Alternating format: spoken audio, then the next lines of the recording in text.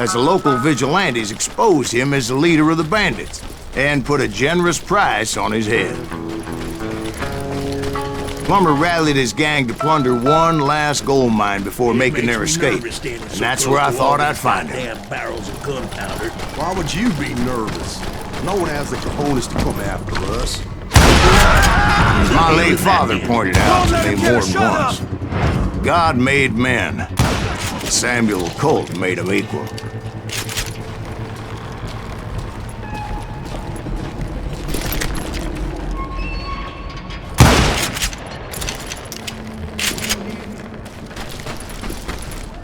I knew that dynamite wasn't mine, so I decided the polite thing would be to return it. It was the biggest gold rush since Sutter's Mill in '48. Unfortunately, prospectors weren't the only ones drawn to those riches. There were thieves and killers, robbing travelers and hijacking gold shipments. Like those that ran with Plummer. Some were just regular folks I knew from town, drawn by greed and easy pickings. Charlie Crow, the blacksmith. James, who worked in the stable. Sam and Jeremiah Barber, the butcher's son. Ordinary citizens who lived a double life. Of course, the rest were veterans of the Civil War. Stone-cold killers trained on the bloody fields of Shiloh and Antietam. Plummer had a lot of men on his payroll. A hell of a lot. That son of a bitch pretended to protect the public with one hand while stealing them blind with the other. He set up a defensive perimeter which I had no idea how to breach.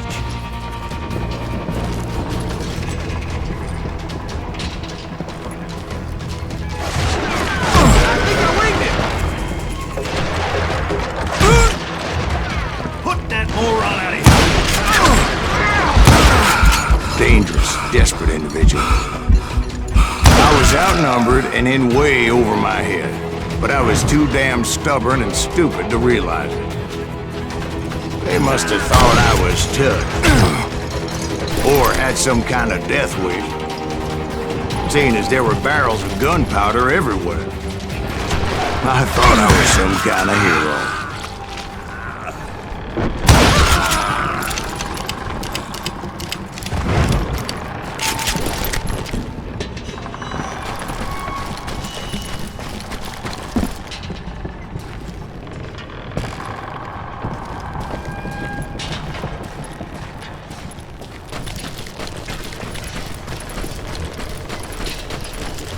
I finally made it past and headed on to meet my destiny.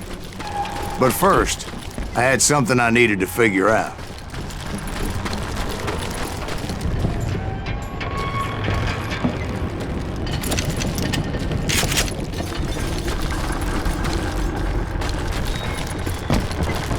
I had a few ideas on how to get into that mine, but once I made my decision, I knew there was no turning back. So my first thought was to enter the nearest mine portal. I saw an entrance. Made sense. It was the quickest way in, but that also made it more dangerous, as there would undoubtedly be enemy pickets posted along the way. Show yourself!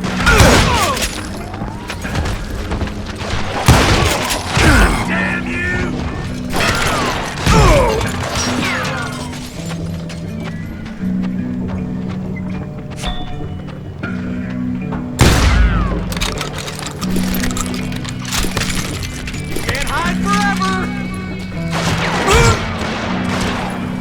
Besides, once you enter a mine like that, it's easy to get all turned around.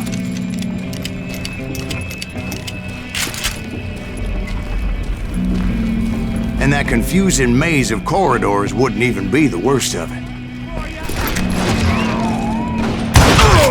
Some of those shafts could be as deep as hell. A single stumble or misstep can easily end in a deadly plunge to oblivion.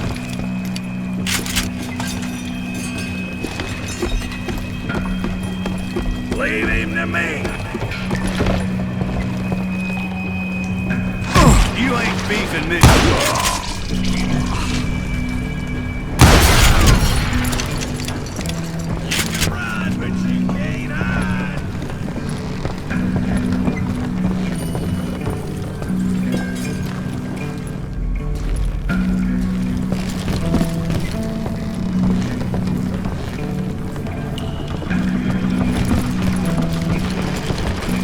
Quick reflexes often make up for a lack of common sense. Luckily, I was never one to be easily bushwhacked. I would just need to be careful not... I freely admit that my plan of attack was not just moronic, but clearly insane.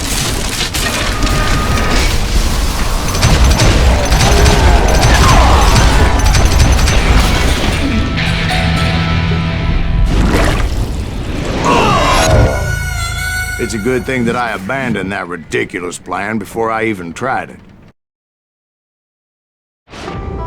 Instead, I spotted a ladder, a way into the mine from the opposite side.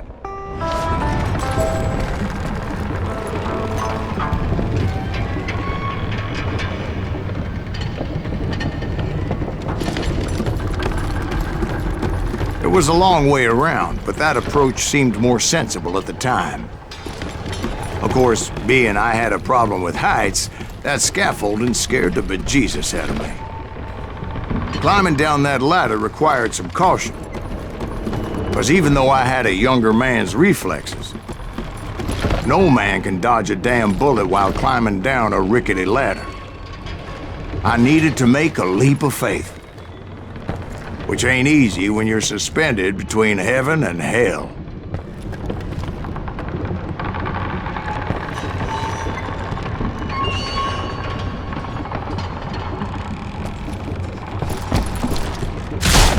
I was determined not to give up, however. That Sheriff Plummer seemed quite the despicable character. When the vigilantes discovered what the sheriff was up to, people were outraged. That 10,000 they put on his head would go a long way to helping me find old Bob. I had made it my mission to settle that score come hell or high water.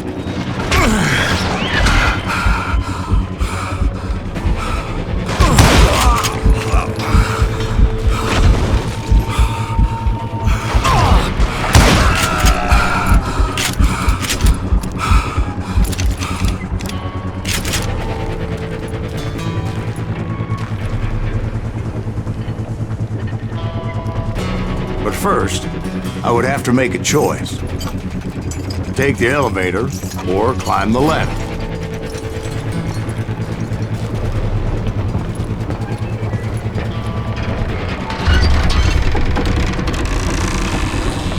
I picked the more convenient and more dangerous route.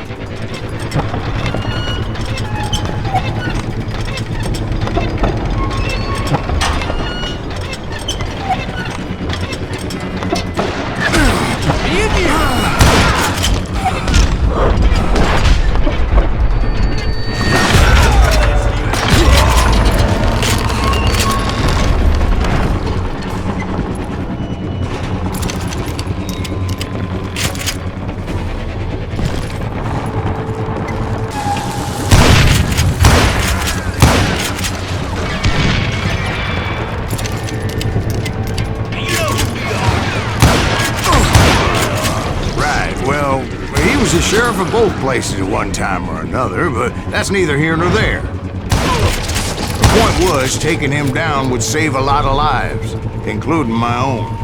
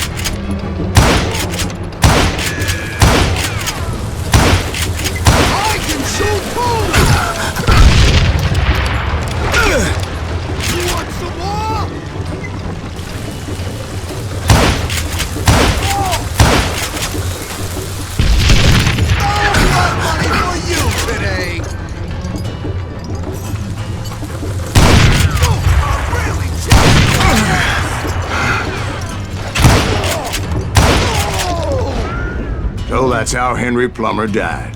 Him and his crew were worth their weight